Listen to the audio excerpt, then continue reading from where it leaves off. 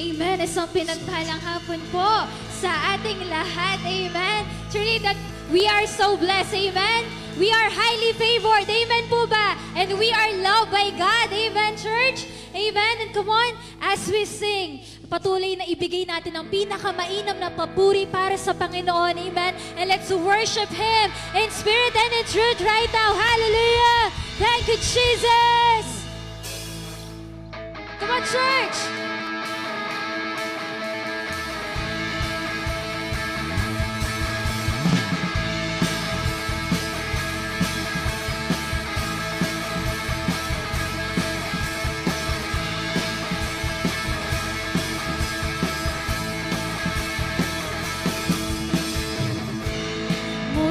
Hope or dream of, you will put your favor on me. One day in the house of God is better than 1,000 days in the world. Come on, let's sing. So blessed, I can't contain it. So much you gotta give it away. Your love told me to live now. You are more than enough for me. Hallelujah. Oh, come on with your love voice. More than I could hope or dream of, you have put your favor on me. One day in the house of God is better than 1,000 days in the world. Come on and sing, I'm so blessed. I'm so blessed, I can't contain it. So much you gotta give it away. Your love told me to live now. You are more than enough for me. So blessed, I can't contain it. So much you gotta give it away. Your love told me to live now. You are more than enough for me. Hallelujah. Oh, come on with your love voice. More than I could hope or dream of, you have put your favor on me. One day in the house of God is better than 1,000 days in the world. Let's sing. So blessed, I can't contain it. So much you gotta give it away. Your love taught me to live now. You are more than enough for me. I'm so blessed, I can't contain it.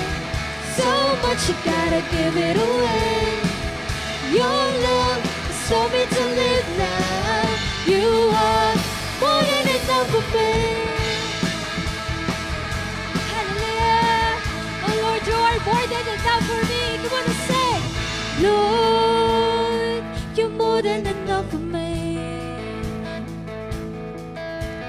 Lord, you're more than enough for me. With your love voice, come on and sing. Lord, you're more than enough for me. Lord, you're more than enough for me. Come on and sing. Lord, you're more than enough for me. We sing. Lord, you're more than enough for me. Oh, minsan pa kapatid. Lord, you're more than enough for me. Lord, you're more than enough for me. Come on and sing. So blessed, I can't contain it. So much you gotta give it away. Your love has taught me to live now. You are more than enough for me. Come on. So blessed, I can't contain it. So much you gotta give it away. Your love has taught me to live now. You are more than enough for me. Hallelujah. Oh, you are more than enough for me, King Jesus. Hallelujah.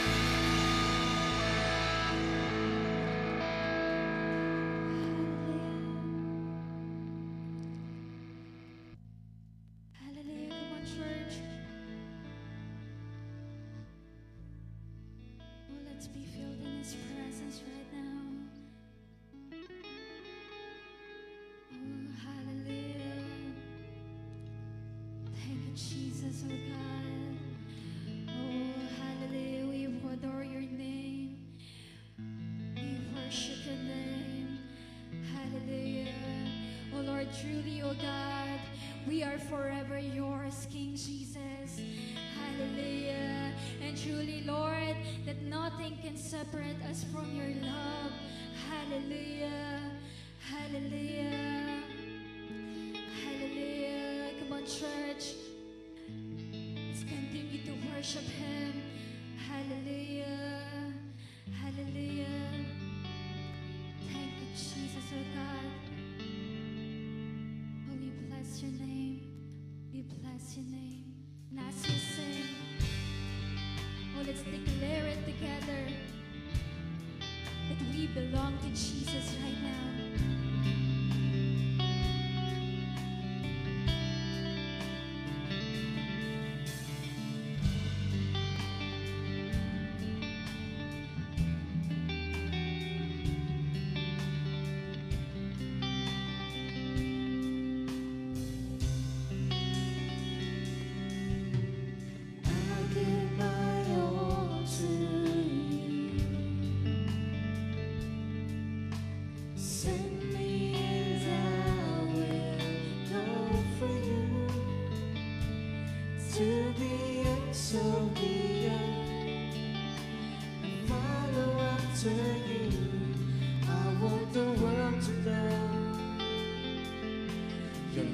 Endures forever.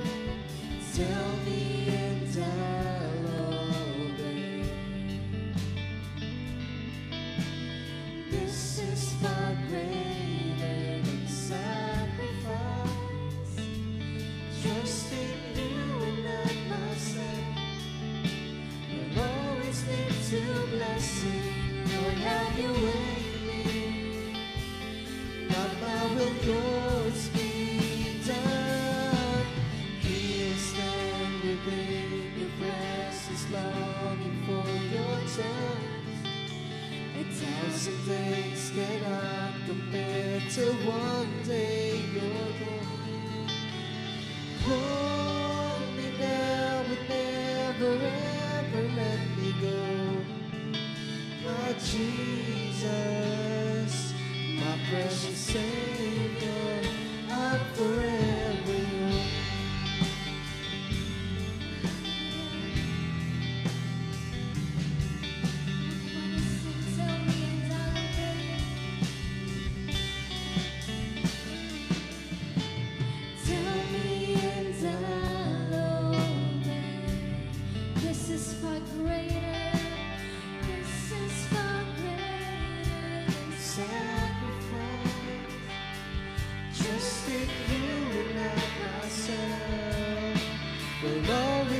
To bless you, Lord, have your way in me. Not my will, yours be done. Here stand within your presence, longing for your touch. 1,000 days cannot compare to one day you're gone. Hold me now and never ever let me go. Jesus, my precious Savior. Here stand within your presence, longing for your touch. 1,000 days cannot compare to one day you're gone. Hold me now and never ever let me go. My Jesus, my precious Savior, I'm forever yours. We are forever yours, King Jesus. Oh, we belong to you, God.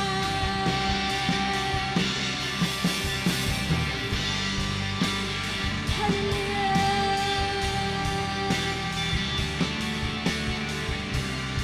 Thank you, Jesus.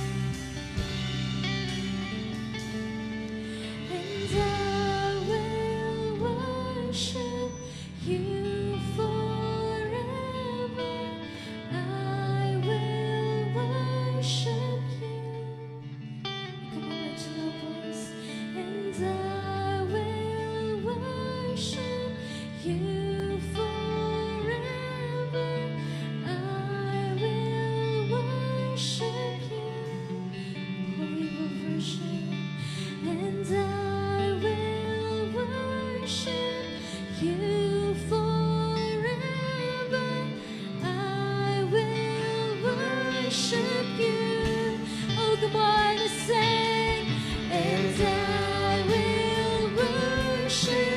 you forever.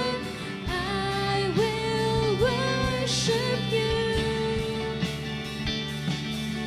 As I will worship you forever.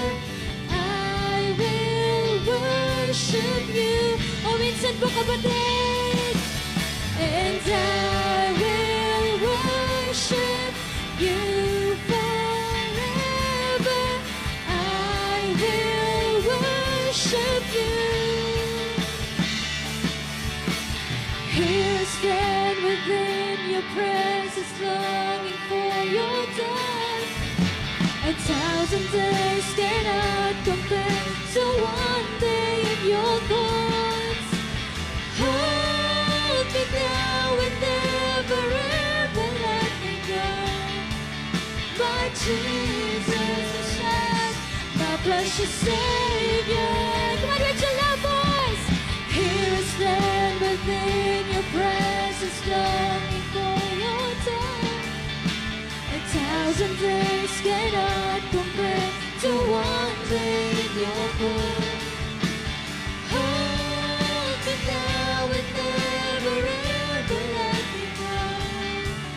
My Jesus, my precious Savior, I'm forever yours. Hallelujah. Oh, you are our Savior, oh God. You are our hope, King Jesus. Hallelujah. Oh, we will worship you forever, Lord God. Hallelujah. Hallelujah. Come on, church. Let's thank Him. Hallelujah. We thank you, Lord. We thank you, Jesus. We thank you, Lord, for the presence, for your presence, Lord God. Hallelujah. Because truly, Lord, in your presence, Lord God, may kapayapaan, Lord, may kagalakan in the name of Jesus. Hallelujah. Salamat, Panginoon. Salamat, Lord, sa hapon na to na ipinagkaloob mo sa buhay ng bawat isa sa amin, Lord. We thank you, Lord, for all the blessings, Lord. We thank you, Lord, for all the favors na patuloy mong ipinaparanas sa amin, Panginoon. Lord, salamat, Lord, for our midweek service, Lord. We declare and decree right now, oh God, Ikaw ang patuloy, Lord, na mararanasan ng bawat isa. In the name of Jesus, we declare, Lord, let your word, oh God, speak to us powerfully tonight in the name of Jesus. Hallelujah. Maraming salamat po, Lord God. Naniniwala kami, Lord, na meron kang gagawin, Lord. May gagawin ka pa, Panginoon, sa aming service na to. In the name of Jesus, we thank you, Lord. Holy Spirit, continue to move freely in this place. Hallelujah. Salamat, Lord God. Patuloy, Lord. You deserve all the glory. You deserve all the praises and honor. In Jesus' name we pray. Amen and amen.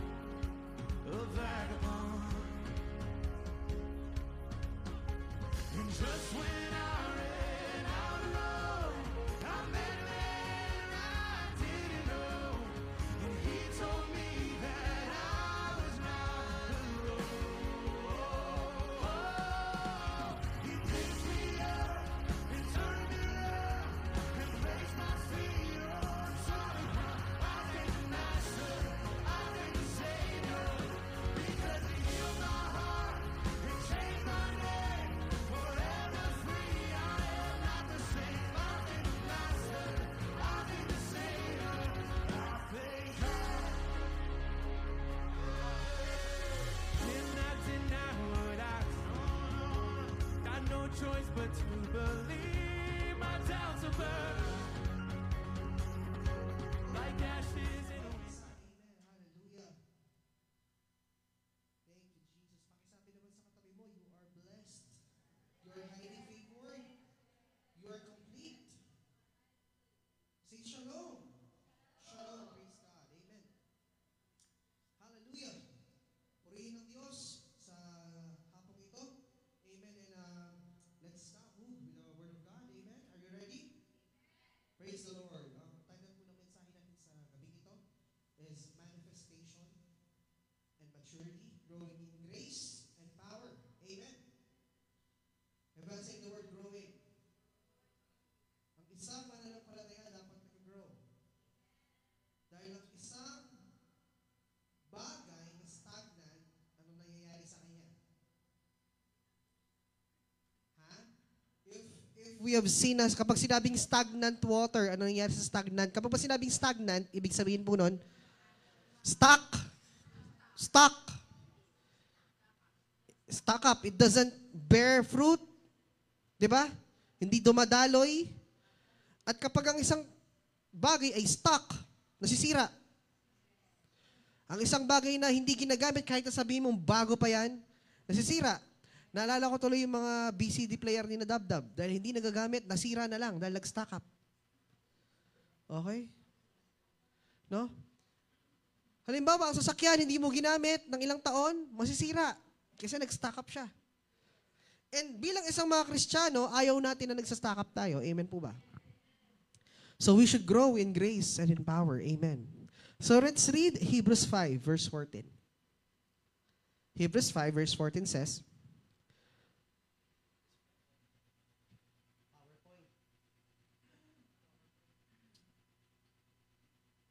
Hebrews 5:14. But solid food is for the mature, who by constant use have trained themselves to distinguish good from evil. Trained themselves to distinguish good and evil. Colossians 1:28 also mentioned that He is the one we proclaim, PowerPoint, admonishing and teaching everyone with all wisdom, so that we may present everyone fully mature in Christ. No? Ang objective ng sermon na to, or this message, is to call every believer, especially those who are young and hungry, to go beyond spiritual experiences into a true kingdom maturity. Amen po ba? That involves purpose, power, and personal consecration.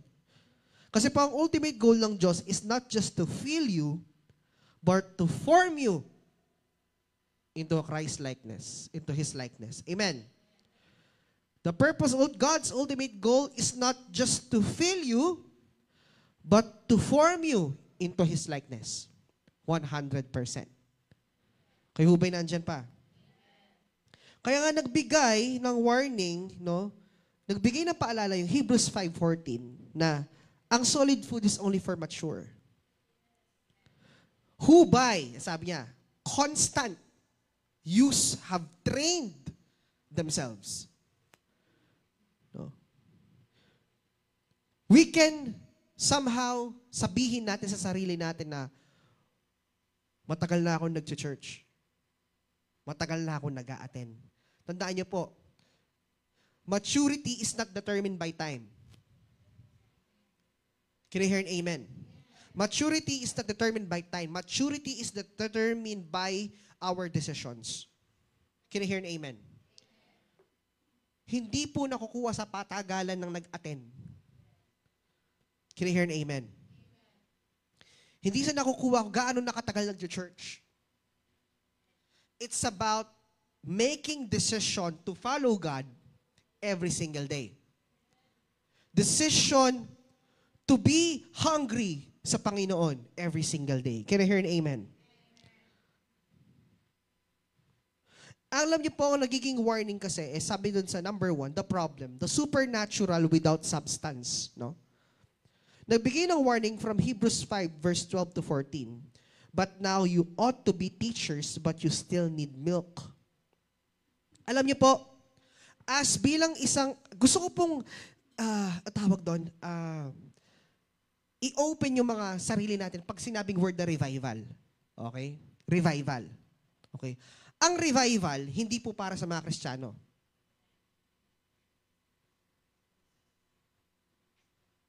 Ang revival po ay para sa mga unbeliever. Ang revival ay para dun sa mga tumalikod sa Diyos at bumalik sa Diyos. Kaya ang sabi dyan, revival is not enough. Kaya nga, di ba, ano siya sabi ni Bishop, madali na mag-preach ngayon at revival. Bakit nagkaroon ng revival? Kasi kailangan buhayin yung mga patay. No? Alam mo kapatid, if ikaw, Kristiyano ka, nangangailangan ka ng revival. Ibig sabihin nun, from those previous years na nandito kayo, ibig sabihin you're not revived. Or if nangangailangan ka ng revival, it means that during your time, you did not follow the Lord. Kasi nangangailangan ka ng revival. Sabi nga nung isang pastor, ang revival, ang isang Kristiyano dapat revive. Amen? Kasi mo baka ano sila eh. Akala ng iba, when they've been touched by the Holy Spirit, that's revival. No. Amen. Revival is not enough. Experiences without maturity produces unstable believers. Do you agree? Marami pong nag-chase ng manifestation, visions, fire, prophecy, but neglect transformation, obedience, endurance, and humility. Would you agree? Maraming gusto ng gift. Uy, revival, gift. Gusto ng manifestation ng power. Gusto ng manifestation ng prophecy, visions, fire, but neglect the transformation. They don't want to transform themselves. They neglect righteousness. They neglect obedience. They neglect endurance and humility and submission. Amen. I just want like to clarify this. Hindi ibig sabihin may gift of prophecy ka, prophet ka. Hello po? Marami pong Kristiyano na may gift of prophecy pero hindi ibig sabihin propeta sila. Iba po ang gift of prophecy sa office of the prophet. Magkaiba yon. Amen. Alam niyo po ba bakit po sa panahon ngayon napakakunti ng mga propeta? Marami, bula ang propeta. You know po bakit? Because we could say that there are only few prophets that are authentic. Sa lahat po ng fivefold ministry, ang pinakamatapang prophet, I could say, bakit po? Ren prophet po Maki Patela. Totoo to. Combative ang kanilang nature. Bakit po? Prophets are God's oracle. Ang connection nila sa Diyos direct. They can actually hear exact words of God that are being manifested and should be delivered to people.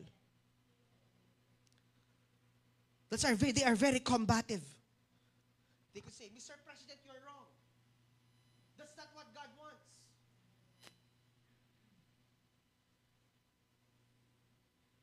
Kaya ano nangyari kay Elijah? Tinreten de. Right? Natakot siya. Tinakot siya ni Jezebel. Am I right? Read the Bible. They are combative in nature. Amen. Just to clarify things, no? Alam niyo po, ang power without purpose is dangerous. Would you agree? Gifts without growth produce spiritual babies in a big platforms. Yeah, you have a gift, but if there is no spiritual maturity on it, without purpose on it, without growth, you will produce spiritual babies. Ang mapuproduce mo, what? Immature. Alam niyo po, ang Holy Spirit is not just a miracle worker. He is also a character builder. Amen. Maraming nauhook sa manifestation. Gustong mag-prophesy. Oh, Lord, akin to Lord. Gusto ko to.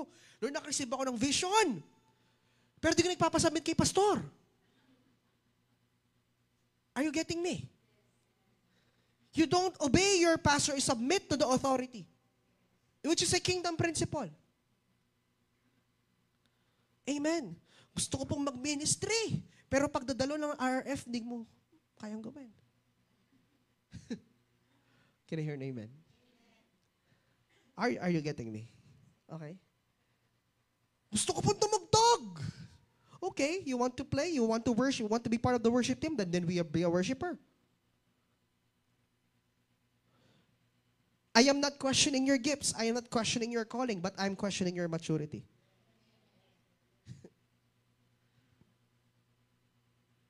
Hindi ko po kine-question yung gift nyo o yung pagkakatawag nyo. But the thing that I would like to address now is your maturity. What is maturity in Christ? Spiritual maturity is when the character of Christ becomes more visible in your life than in your performance. Bam! Rather than what people see in you outside. What you can do. No? Sabi nga, kapag nakikita ang character nila ni Christ sa'yo, character of Christ in your life, kaysa sa ginagawa mo. Amen. The character of Christ is seen 24/7. Your performance, baka Sabado, Linggo lang nakikita yan. Pero yung araw-araw na ginagawa mo, when you communicate with people, when people address you, how do they see you? Do they see Christ in you? Ang ganda, do they see Christ in you?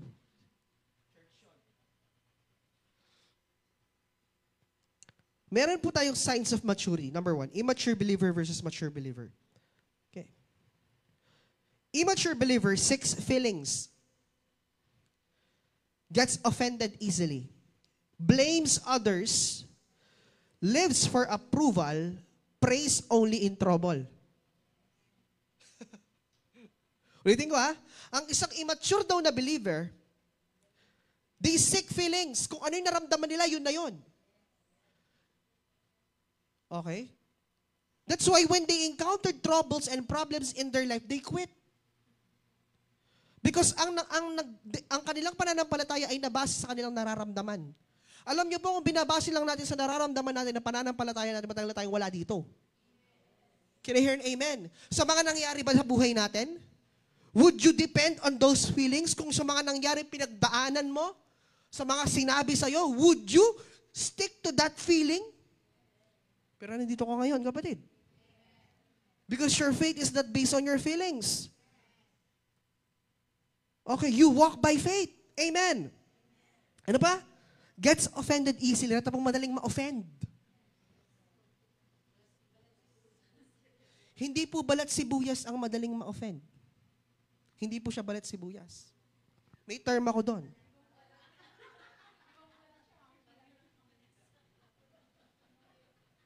Okay.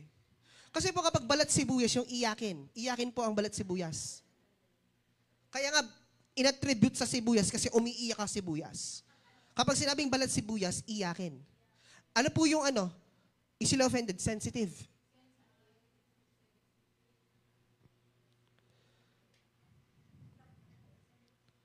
Sensitive. No? Yung i-correct mo lang. Hindi ako mag-church. Kimuha na akong pastora. Kahit pinagalitan ako ni Pastor Jing, pinagalitan ako ni Pastor Sam, ayoko na mag-church. Na-offend ako sa sinabi niya. Alam mo kapatid, when you have been offended, when you get hurt, there are 2 things.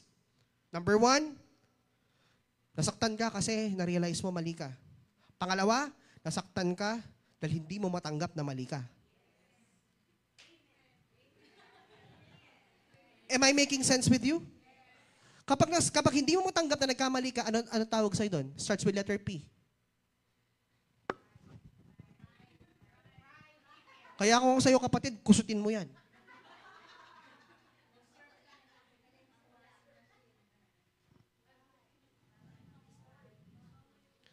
Amen? Can you hear an amen? Blames others. No? Yung walang accountability. Mali niya, sinasabi niya sa iba. Or in other times, yung lumulusot sa pagkakamali. Yung nahuli mo na, lumulusot pa. Look, King Saul. Si Haring Saul, ang sabi ni Samuel, ubusin, patayin, women, children, even cattle. Have you read that in the book of Samuel? Okay? Ang sabi ni Samuel, ubusin, walang ititira. O ining metong, uling ikit no reng hayop. Ikot, kumbaga po kireng kaig. Kareng babi, talagang diletsela, lechon na talaga. Magagandang klaseng hayop. Ngayon ginawa niya, tinira niya. Ngayon, nung nahuli ni Samuel, di ba sabi ko ubusin? Hindi, tinagang ko lang kasi i-offer ko lang eh. I-offer ko lang sa Lord kaya tinira ko, sayang eh. Ano nangyari? Tanggal sa pagiging hari. Kick out. See? Instead of obeying, yung alam mo nahuli ka, instead of yung mag-repent niya mo eh. Alam mo that's the difference of Saul and David is David knows how to repent. Saul no. Si Saul hindi. If there's a difference between one distinct difference, both of them failed. Nagkamali sila pares. Both of them naka-experience ng downfall. The difference is that why is David was still God after God's own heart? It's because David knows how to repent. David knows how to accept his mistakes. Yung mandiloy Bathsheba, nakita yung naliligo si Bathsheba.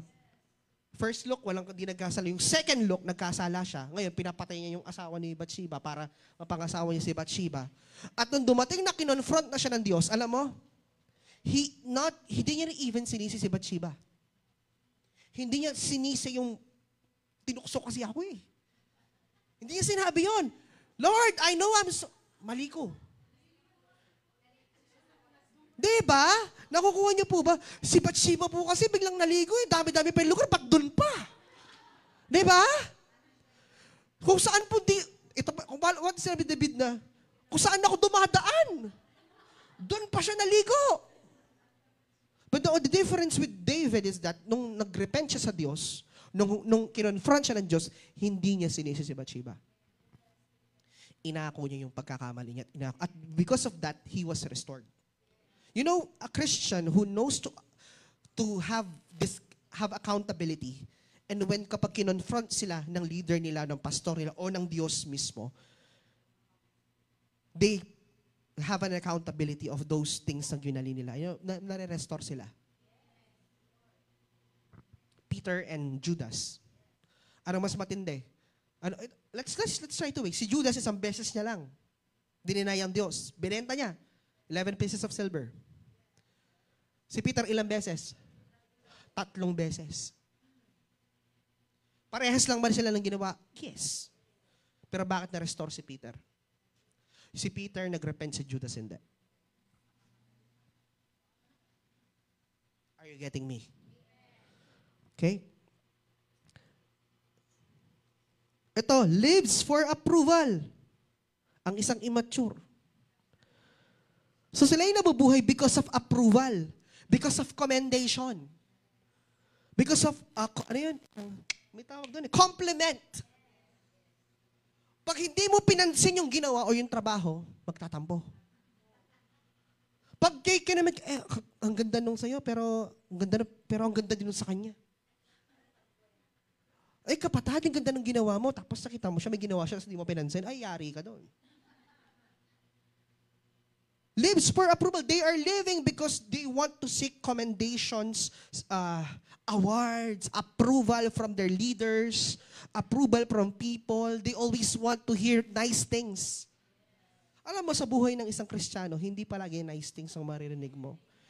Ang sabi doon, exhort, rebuke. Edify, exhort, rebuke. Kapag sinabi rebuke, it brings correction. Dahil kapatid, whether you like it or not, sa di lahat ng bagay na gagawin mo, tama. Kapag ayaw mong makorek, parang sinabi mo na, I will eat adobo for the rest of my life. Ano mangyayari sa'yo nun? May sakit ka na sa bato. Are you getting me, people, church? Ito, praise only in trouble. Ayan ang isang immature na Kristiyano. Nananalangin lang pag bumabagyo. Pag tumataas ang tubig sa batasan at sa kandating, doon lang nananalangin. Tama? Pag umataas ang yung tubig sa kupang, doon lang nananalangin. Ano? Am I right? They only pray when they are in trouble. They only remember God when they are in a very difficult situation. But during the times of happiness, joy, and victory, they don't remember God. Kaya nga ano po ba dapat ang isang mature na pananampalataya? Number 1, walks by faith. A person who walks by faith in every given circumstances, sumusunod sa Diyos. Practices forgiveness. Okay. Alam niyo mo bakit sa ibang tao napakahirap magpatawad? Kasi kung akala nila sa forgiveness, kailangan ng closure. Bakit po hirap na hirap sila magpatawad? Kasi ang pagkakaintindi nila sa forgiveness, yung mag-uusap sila, magyayakapan sila, tsaka parang walang nangyari ulit. Akala nila ganun ang forgiveness. Akala na palagi may closure. Forgiveness can happen even though you don't see the person. No, you forgive because you want to release yourself for that burden. You forgive because you want to widen your path. You widen your future. Ayaw mong i-hold back ka nung sakit na nararamdaman mo na yon dahil doon sa ginawa sa'yo. Ngayon, ang restoration ng relationship, it's up to you. You decide. Bakit po sinabi kong forgive? Forgiveness. Wala sa Bible na forget. You know why? Di ba siya? Forgive. 70, kaya sabi ng Diyos, magpatawad ka. 77. Humingi ka ng tawad ng 77 times 7. Humingi ka ng tawad. If we are called to ask for, if we're called to repent, then we are also called to forgive. Amen. Alam niyo ba bakit wala yung word na forget? Kalimutan mo na yung nangyari. Alam mo kapatid, no? If you are a believer, and yung papatawarin mo unbeliever at hindi nagrepent, paano yun? How's that? Amen. Kaya nga sinasabi ko, when you forgive, it doesn't necessarily need for closure. You just have to release the person. Because whether you like it or not, kapatid, when you forgive, or when you have to learn. Petawaran me. Oh, giwa na ulit. Petawaran me. Giwa na ulit. Hindi ko po sinasabing selective. But, alam niyo yun, you are trying to learn from that certain experiences, and the Holy Spirit will teach you. The Holy Spirit will tell you whether you will connect yourselves again or you will not connect yourselves. Alam niyo po kasi, may mga pagkakataon po kasi ang gusto ng Diyos restoration. Gusto ng connection. At may pagkakataon na naman na sasabihin ng Holy Spirit sa'yo na, oops, hanggang dito lang.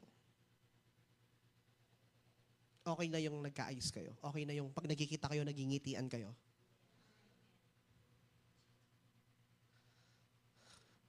Parang affected kayo sa sinasabi ko. May pinagdadaanan ba kayo? Diba? Ay, di po.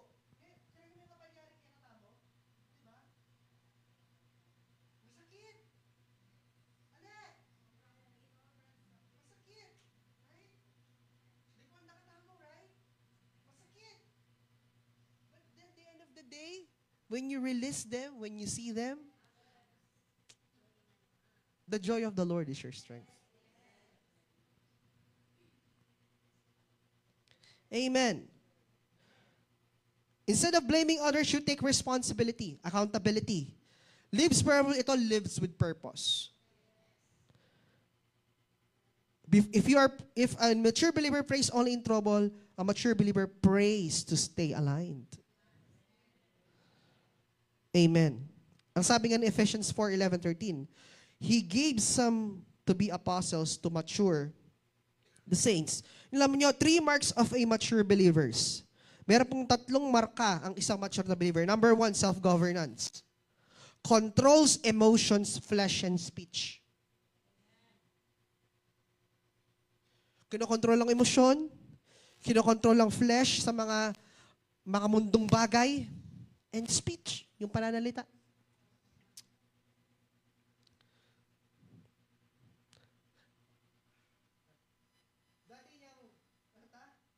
Pre-pandemic or before pandemic, yakong pa siya kahit talagang, sa mga nakakilala po sa akin. Yung mga nakasama namin nung before pandemic, bago pa nagkaroon ng pandemic, talagang patse, sabi ako yung buri ko, sabi na lang akong pakialam ng manasakit ko. Hindi ko sinasabing perfect, pero I could say na, ang laki na ng... Kasi po kapag, ewan ko po wag sana kayo magtatampo kung magme-message kayo tapos di ko kayo re-replyan, lalo na pag negatibong bagay. Halimbawa, nag-announce, ganito ganyan. Okay. One of the things na tutulong kay Pastora, bago ako magsalita, isipin mo, pamasalita, sabihan mo. Ka agad magbitaw salita. One of the things na tinuro sa akin ni Pastora, nung tinetrain niya ako magpastora, sabi niya, bago ka mag-reply, isipan niya pa yung sabihan mo. Kaya gagawin ko, inahaw mo mag-reply. Kapag siya mag-reply sa akin, haba-haba na message, reply ko lang. Okay, sige. Alam niyo bakit? Because I have to be careful. Baka may masabi ako na hindi dapat. Kontrolin ng emotion and flesh, self-governance. Number 2, sound doctrine. Ito, doesn't fall for every trend or hype. Okay. Ibig sabihin nun, sound doctrine, that person can discern whether yung sinasabi is biblical or not biblical. Whether it's still aligned to the Lord or not. Alam niyo po, ang daming hype na nangyayari. Alam niyo ba ang nangyari sa worship ngayon, it's like yung sa pang-praise, it's like a, concert. Kumakanta, nakasando. Yeah, right? Have you seen that video? Pastor, dahil malaking katawan niya, pineplex niya yung mga muscles niya.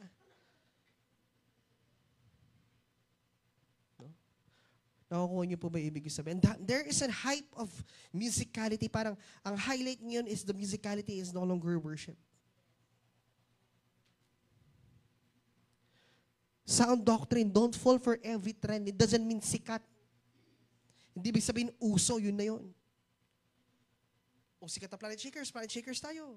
Sikat na elevation worship, elevation tayo. Are you getting me? O dahil lang mga church ngayon, parang kailangan madilim. Patay yung mga ilaw. Dapat, diba? Ito na yung uso ngayon eh. Especially po sa katuruan.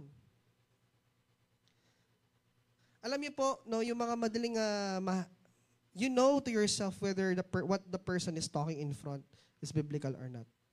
If you are really a mature Christian, the Holy Spirit will convict you, no, that's wrong. No, it's not biblical.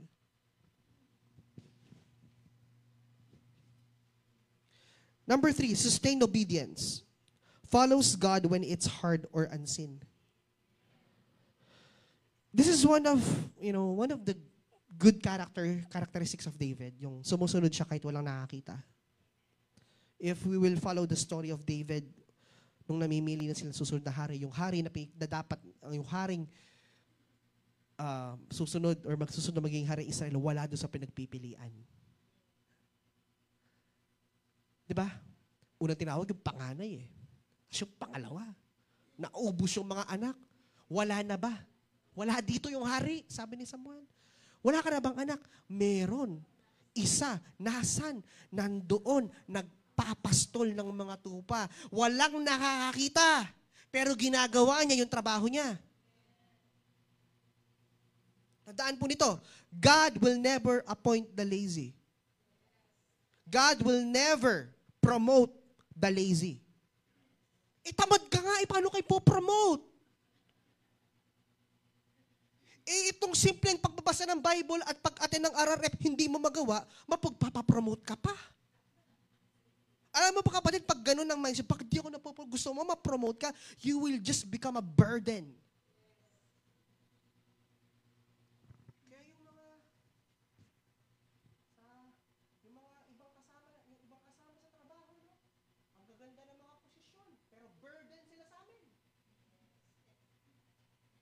Bakit? Ang tatakas ng mga posisyon, tatakas ng sweldo, ang takamad nila. Yung trabaho na dapat sila gumagawa, kami ang ginagawa. Kasama pinapagawa. They want higher kaya ano yan? Burden. Amen. Alam niyo po, there's no room in God's kingdom na may disobedience sa tamad. Amen po ba? Bawal niya po yung matamad. I'm not saying na hindi, sobri sabi ni kaya uling elorogu makahayo matamad na lang. Alam niyo po, hindi ganon. Sabi ko nga sa mga men's ministry, kasi ini-encourage ko talaga silang just to share po na si Sir Gary nakakapag-share na siya ng verses sa RRF namin.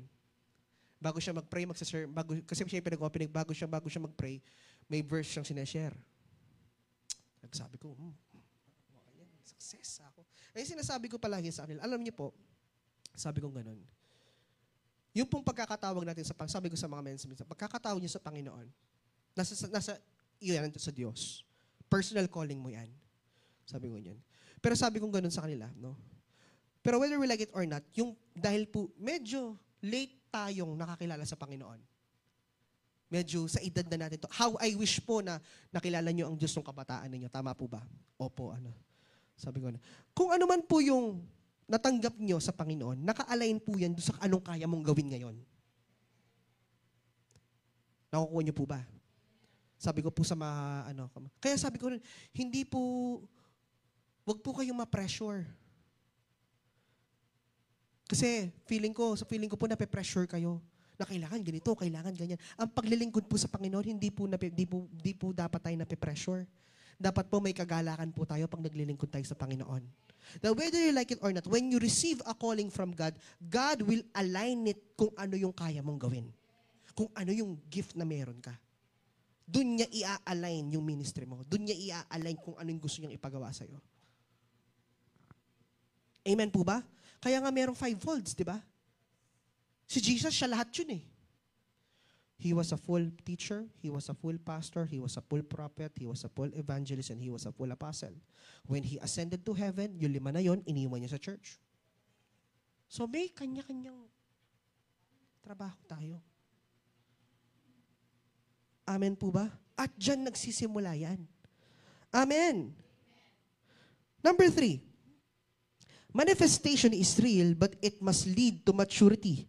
Why God manifests Himself? God gives us supernatural encounters to deepen our devotion, not to replace it. Amen. The reason why we have this kind of devotion with God, it's because yung encounter natin sa Kanya eh. You know that God is real. You know that God exists. You know God is with you in the midst of a storm. You know God is with you in victory. Amen.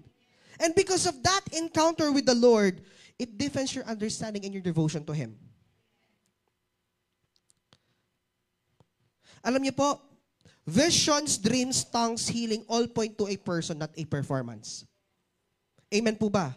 Alam niyo po, God touches you so He can transform you. He moves upon you so He can dwell within you. Ganda nun. Ulitin ko po. God touches you so He can transform you. Amen. He moves upon you so He can dwell within you. Amen.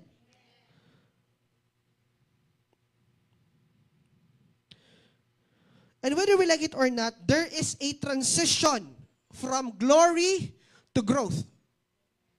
Moses saw the glory and then spent 40 years learning humility. Amen. Moses saw the glory of God, burning bush. And then after that, he spent 40 years learning humility. Paul had a heavenly encounter. Tama? Nabulag pa siya eh. Di ba? Then, he endured persecution and process. Ito maganda to mga kapatid. God is more interested in your becoming than your doing. Alam niyo po, you can be gifted but disqualified because of immaturity. Nakakalungkot to, kapatid.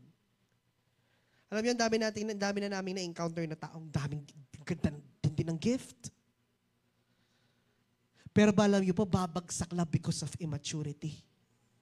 Alam niyo po, even pastors, there are pastors na ang tagal-tagal na sa ministry but they are very, very immature. In terms of self-governance, self-control, amen, self-governance, sound doctrine, and sustained obedience. Ang dami matindi yung gift niya eh. Ang ganda ng gift ng mga pastor na yon. Pero alam niyo po, babagsak la. Mumuna po yung nabisa magpasubmit. Obedience. Number 2, self-governance. Control. Self-control. Fleshly desires. At huling sa sound doctrine. Instead of God is highlighted in the Word, it's their capability to preach ang na-highlight. Yung galing na nila sa pagdi-deliver ng salita, ang naipapakita nila, instead of yung glory ng Diyos na dapat nalololhati. Alam niyo po ba, sa lahat po ng ginagawa natin, dapat ang na-highlight ang Diyos. Amen. Nakakalungkot. Yung iba may preach, may props pa eh. Hindi ko po sinasabing mali. Pero po minsan, if you will just listen and papakinggan mo mabuti, it doesn't sound doctrine. Yung hindi na siya aligned sa God. You know that it's more on exaltation of the person, no longer exaltation of the word. Can I hear an amen? Ulitin ko po, God is more interested on your becoming than your doing. You can be gifted but disqualified because of immaturity. Amen po ba? Mga kabataan, makinig kayo dito. Growing in grace and power. 1, maturity through the Word. The Word is solid food. Hebrews 5:14, di ba? Binasa natin kanina. For those who train themselves in discernment. Reading the Bible without obedience is like eating without digesting. Mangalbag ka, kapatid. Yung alam mo yon, di ba? Yung kapag hindi na-digest sa maayos ang mangyari, you become sick. Bloated. It's just like that, kapatid. If you're eating the word without obedience, binabasa mo yung Bible pero hindi ka sumusunod. Ano yun? Amen. Parang nag-aaral ka tapos di mo ina-apply yung pinag-aralan mo. Nag-aaral kang maging teacher, pero ayaw mong gawin yung pagiging teacher. Ha? Nag-aaral ka ng music, pero ayaw mong tumugtog.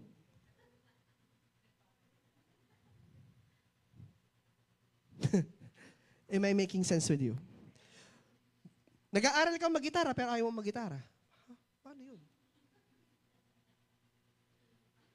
Di ba? Binabasa mo ang Bible, ayaw mong sundin. What's the point? Amen po ba? Alam niyo po, you can quote verses, but are you leaving them? Can God trust you with His secrets? Ganda nun.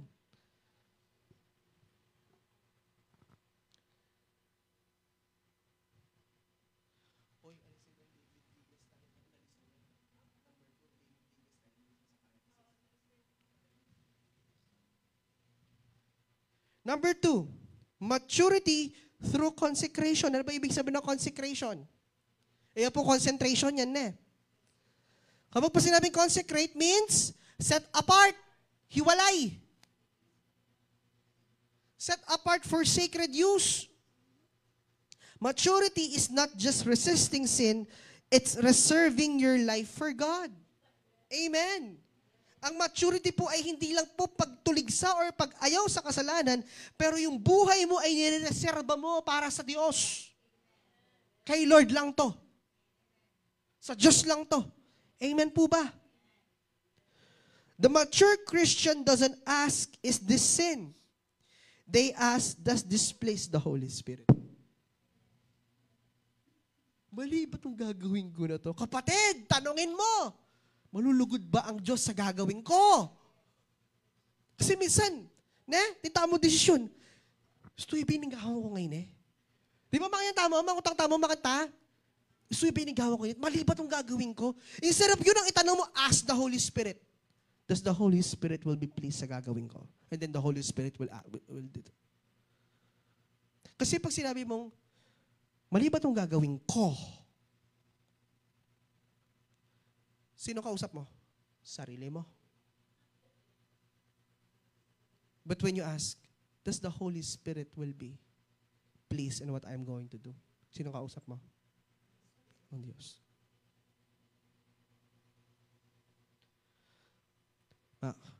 Elders, mga adults, mga kabataan, if you have questions, kung tama ba or mali ang gagawin mo, huwag mong tanongin ang sarili mo. Tanongin mo ang Diyos. You will have an immediate answer. Amen. And then you are wondering why these things are happening to you. Paano tinanong mo yung sarili mo na nagkakamali? Ale, di ba?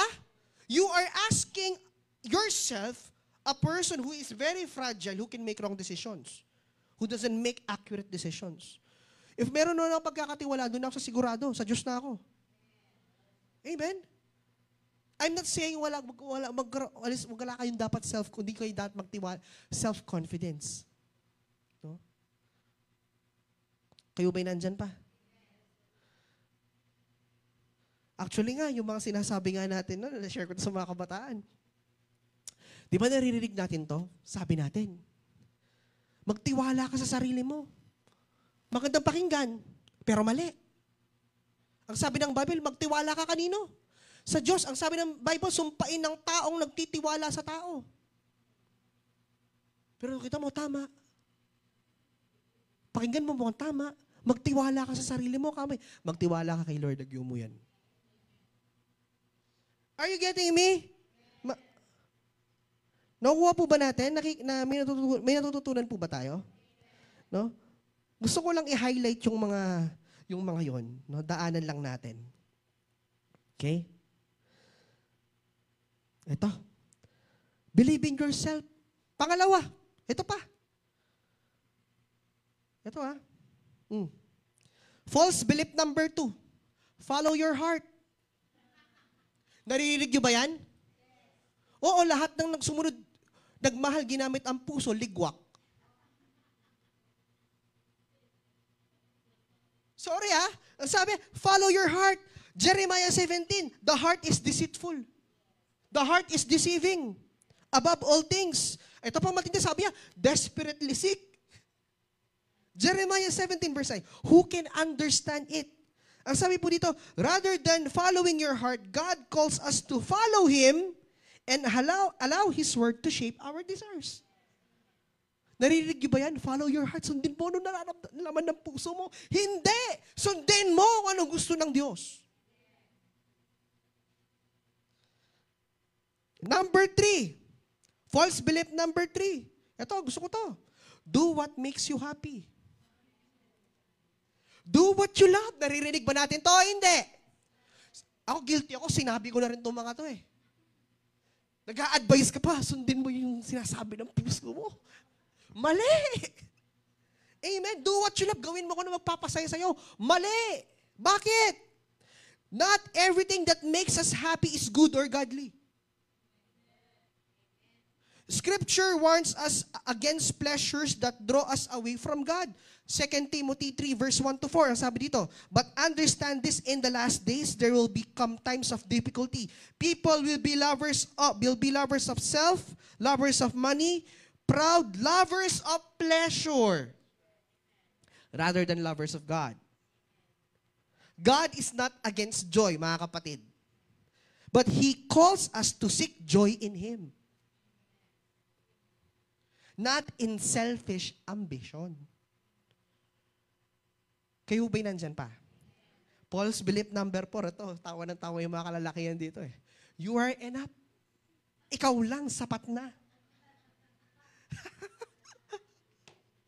You are enough, kapatid. Alam mo,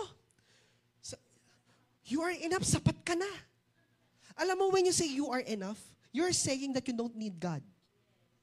You don't need the grace of God. Alam niyo ba, minsan po, ino-overlook po nito yung katotohanan, yung fallen nature ng tao na kailangan natin ng biyaya ng Diyos. Amen po ba?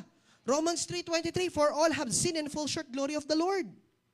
John 15:5 says, apart from me, you can do nothing. Sasabihin mo, you're enough. Sabi na nga ng Lord, kung wala ako, wala kang magagawa. Ang sabi ng Diyos.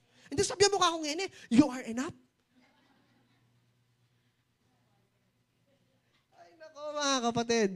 Natatawa kayo, pero totoo. Kaya nga, ang sabi ito, instead of saying you are enough, say you are loved. That's biblical. Make sense? Kaya nga sabi ito, we are not enough on our own. We are enough because of Christ. Yung pagiging enough mo, not because of your own strength, but because of Christ. When we sing, you are enough for me. Is that how you sing it? How do you sing it? Christ. Pero minsan kapatid, nagiging ganun tayo. Exaltations of ourselves. That's why Colossians 2 verse 10, and you are complete, not in Him who is the head of all principality and power. Kayo ba'y nandyan pa mga kapatid? Nakakasunod po ba tayo? No? So those are some of the cultural lies na kung saan talaga namang naitanim sa atin. Diba? Kung titignan mo, ang gandang pakinggan eh. Pero kung i-evaluate, ay yung sinasabi kong sound doctrine, kapatid. If you are not a mature Christian, you will be mauhook ka dun. Why? Because sabi nga, you don't read the Bible. Ganun, nakita niyo yung kahalagan ng maturity? Amen po ba? Kaya nga ang sabi ng Romans 12 verse 1, present your bodies as a living sacrifice. Number 3, maturity through responsibility. Every believer has a kingdom assignment. Growth includes accepting roles, not just receiving gifts. Responsibility matures you, mentoring others, serving and leading with humility. Luke 12 verse 48 says, to whom much is given, ang sabi? Much is required. Kung sobra, kung marami ang naibigay, marami din ang hihingin. Kaya mga leaders, workers, no? Dahil malaki ang binigay sa atin, malaki din ang hihingin. Hindi tayo na posesyon, hindi tayo nakalagay dyan for modeling purposes. Modeling purposes in a sense, para lang yung pangalan mo nandyan. Amen. Number 5, becoming fully mature in Christ. Paul's goal wasn't just for people to get saved. It was to see them grow. We proclaim Him so we may present everyone fully mature in Christ. Christ is formed in you, Galatians 4:19. No? The process, Your gifts are refined by trials. James 1 verse 4, if you want to check the verses. Your life becomes fruitful, not flashy. John 15:8. I would like to mention this quote. Maturity is not measured by how high you jump in worship, but how straight you walk in obedience. Bam. No? It's not about how you manifest your gifts. It's about how obedient you are. Hindi po nakukuha sa palakasan ng sigaw ang maturity. Talagang praise and worship ka.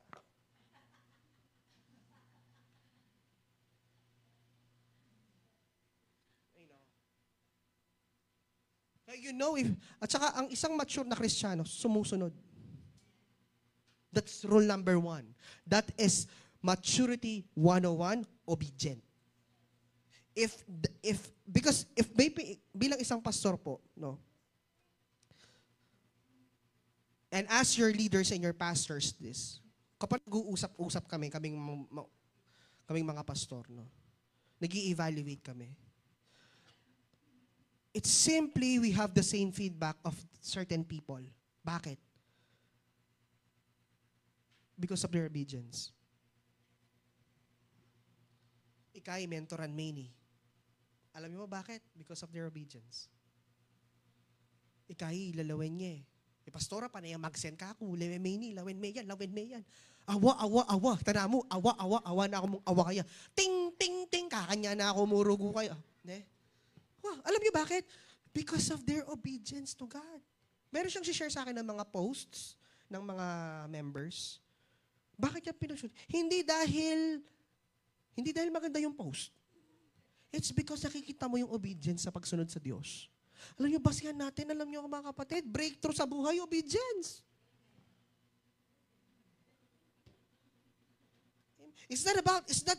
Maturity is not about how you operate your gifts. It's not just about operating your gifts, but it's about how obedient you are.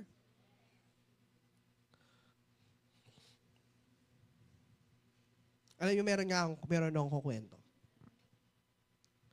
Sabi ng isang pastor, ako po ba talaga ay gusto niyo po bang maging part po ng iglesia na to? Sabi, para magpa-cover. Sabi ng isang member, opo. Sabi ganun. Pero, itong kapatid na to, kahit anong yaya na sa kanya na mag-attend ka ng ganyan, mag-attend ka ng ito, ayaw niya mag-attend. Nagbibigay ng suggestion ng pastor, ayaw niyang sundin. Oh, pumunta po kayo dito, mag-attend po kayo. Ayaw niya mag-attend. Then sabi ng pastor, sabi niya ganun, kapatid, sabi niya ganun, gusto niyo po ba ako bilang pastor niyo? Gusto niyo po ba magpasakop sa akin? Sabi ng member, opo naman po. Sabi, gusto niyo po ba ako maging pastor o gusto niyo lang po yung turo ko? Gusto niyo po ba akong maging pastor ninyo o gusto niyo lang po akong nagtuturo? Magkaiba yon. Gusto mo lang siyang pakinggan, pero ayaw mo siyang sundin. Magkaiba yon. At kahit kailan, kung ganun ang mindset mo kapatid, hindi ka magmamature. I will tell you, hanggang dyan ka na lang.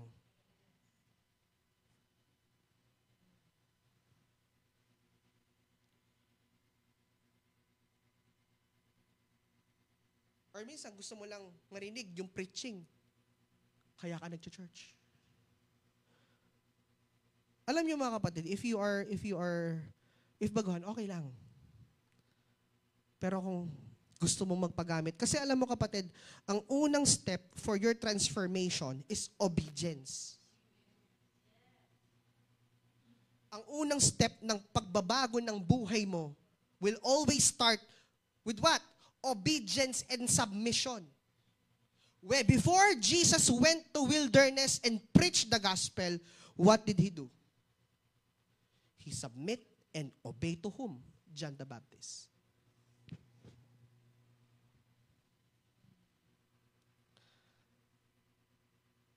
Meron ba kayong ganyang kasama sa Sana wala. Nakakalungkot lang na minsan Yung mga pastor natin, gusto lang natin silang pakinggan pero ayaw natin silang sundin. Gusto nyo lang marinig si pastora na mag-preach. Gusto nyo lang marinig si Pastor Sam na mag-preach. Gusto nila lang marinig yung kwelang Pastor Jing na mag-preach. Pero ayaw nilang sumunod. If you are like that, if ganun ka, no? If you're like that, I will tell you, you will just be like a stagnant Christian. So, kumbaga, kung ano yung alam mo, yun na yun.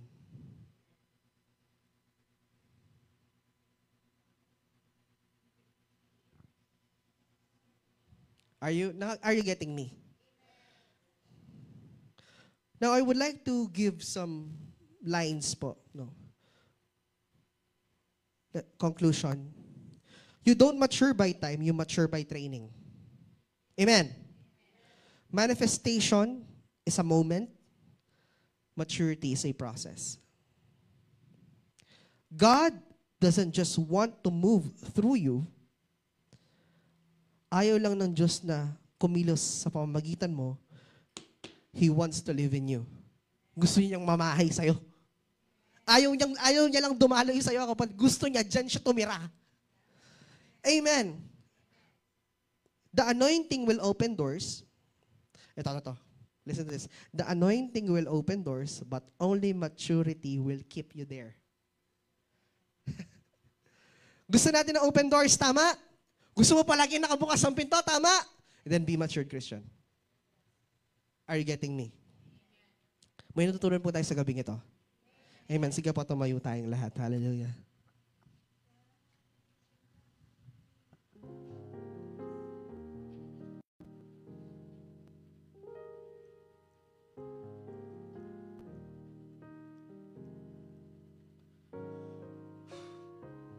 Thank you, Jesus. Hallelujah.